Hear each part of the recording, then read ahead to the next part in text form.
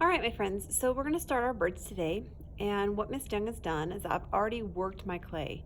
I've already done a squish and pass and squish and pass. And after I worked my clay, I went ahead and I rolled it into a nice ball. And as you can see, there's really hardly any cracks in this at all. It's pretty smooth. So now I'm ready to sculpt it into my bird.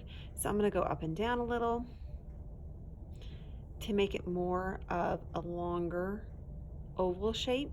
And that's about the body of my bird. What I need to do now is pinch and pull up a head and pinch and pull up a tail. So I'm going to make a claw and I'm going to go ahead and pinch in, going around, turning my clay as I do so to keep that nice round head.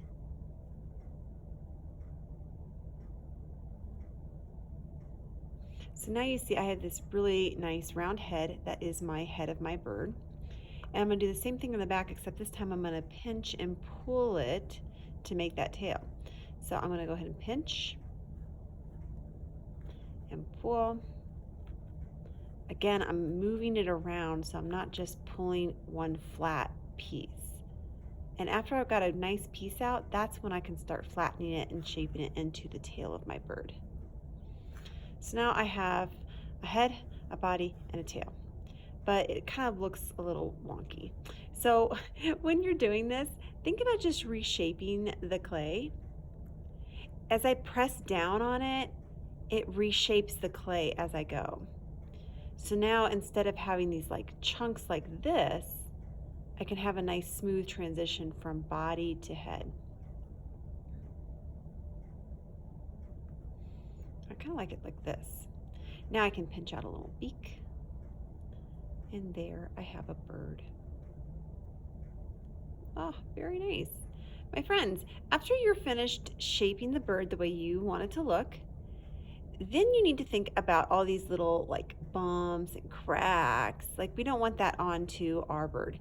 Tomorrow when we use our tool to carve out the details, we want a nice smooth surface to carve on.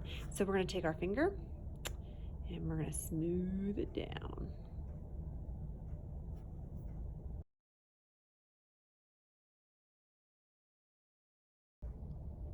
While you were smoothing, you might have noticed some areas that were a little bit harder to smooth than others.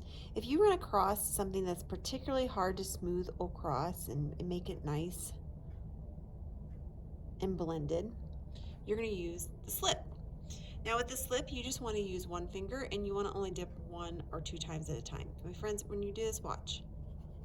Just a dot or just a drip, one dip in the slip, and then you smooth it across your bird.